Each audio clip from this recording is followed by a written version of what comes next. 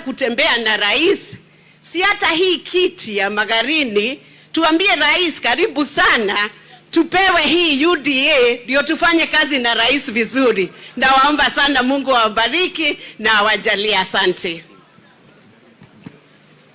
Mheshimiwa Rais Daktari William Samoei Ruto na naibu wako Senator Professor Kithure Kindiki, maspika walioko hapa, na munikubalie kuhifadhi itifaki ilivyowekwa na wenzangu. Tumekuja hapa leo kuomboleza kifo cha mzee Kingi Mwarua. Biblia katika Warumi 12:15 inatuambia ya kwamba tulie na wanaolia na tucheke na wanaocheka. Rafiki yangu Speaker Kingi, najua ni uchungu poteza mzazi, lakini sote tuko njiani. Hapa duniani si kwetu, kwetu ni mbinguni. Pokea rambirambi zangu na za mke wangu na watoto na wananchi wote wa Taita Taveta na wakilisha katika bunge la Senate.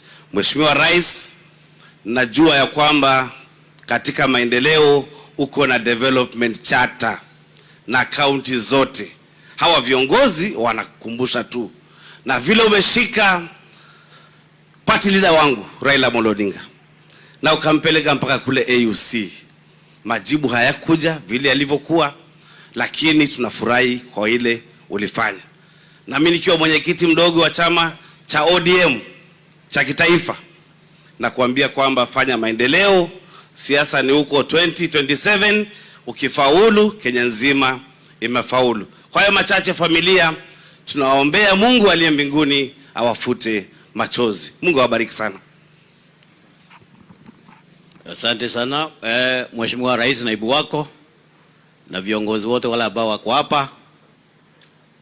Mimi ni Senator wa Tharaka Nithi, nimepiga safari kuja hapa kuleta rambirambi zangu kwa heshima ya spika wangu ambaye amefiwa na baba yake.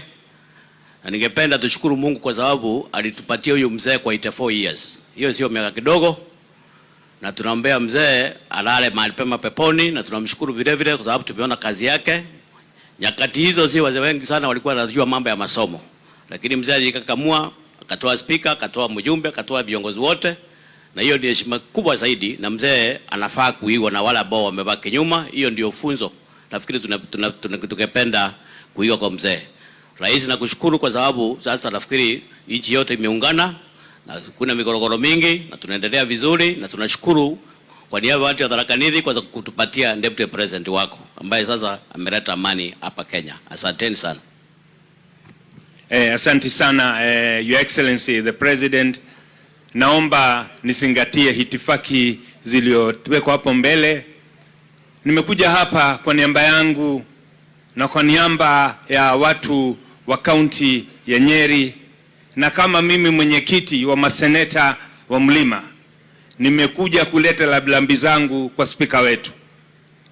Mr. Speaker sir, najua leo ni siku ya majonzi, na tumekuja kusimama na wewe na kuahidi sisi kama nyumba la seneti, na sana sana maseneta kutoka Mlima, hata wale ambao kuweza kufika hapa, na kuhakikishia tuko pamoja naye.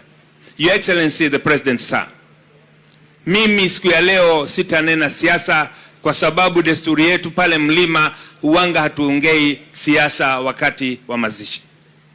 Kama haingekuwa tuna mazishi, ningesema hivi, ni labda watu wengi ambao wananena maneno ya kusema ile jamii na ile jamii. Your Excellency sir, kama haingekuwa mazishi leo, ningekuambia Kenya tuko gangali na tuko nyuma yako, na tunajua jukumu ya kujenga na kushikanisha hii nchi ni yetu zote kama viongozi. Lakini leo kwa sababu ni ya mazishi sitaongea yale. Mr. Speaker sir, tunapoenda kumlaza babako, nimesikiza historia yake na nimesikia vile alijitolea gangali kujenga hiki kijiji, na mimi naomba sisi kama viongozi tuige mfano ya huu mzee. Na ndiposa tunasema hata wale wanasunguka wakisema usiguze Mlima, it is not who you are, it is not where you come from, it is what you do for this country, it is what you do for the people who who elected you. Kwa hivyo kwa hayo mengi na mashashe, leo sitaongea siasa, lakini kidogo tukienda mbele, tukirudi nyumbani, tutasema Kenya ni moja na ni lazima tuungane, kwa sababu kila jamii kwa hii nchi iko na nafasi. Asante sana na Mungu aendelee kuwabariki. Mheshimiwa Rais wa Jamhuri ya Kenya, Mheshimiwa Naibu ya Rais, itifaki zote zikizingatiwa, mimi ni Jackson Mandago, Senator kutoka kaunti ya Uasin Gishu.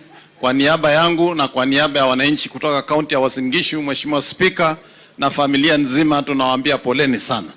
Ya mwisho, Mheshimiwa Rais, nikumbushe watu wa Kilifi, kwa ile nafasi nimepewa kama mwenyekiti ya kamati ya afya, tafadhali kama wananchi wa hapa Kilifi, tunaendelea kuwasihi wale ambao hawajisajili kwa SHA, tunawaomba muweze kujisajili, kwa sababu mambo ya matibabu katika taifa la Kenya, katika taifa hii, gharama itapunguzwa wakati sisi zote tutakuwa tumejisajili kwa SHA. Kuna wengi ambao wanauliza ya kuwa labda kule NHIF ilikuwa nzuri kuliko SHA.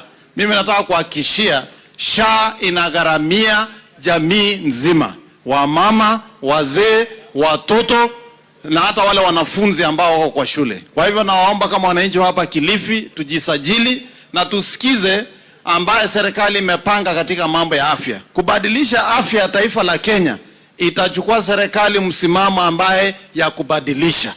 Tumezoea hapo nyuma mambo ya NHIF kubadilika kidogo, watu wanaona kama ni ugumu. Lakini kama tunataka afya ifikie kila Mkenya mpaka hapa Kamale, lazima tuende kwa hii mfumo mpya ya SHA ambaye inagharamia matibabu ya kila Mkenya. Asanteni sana na poleni familia.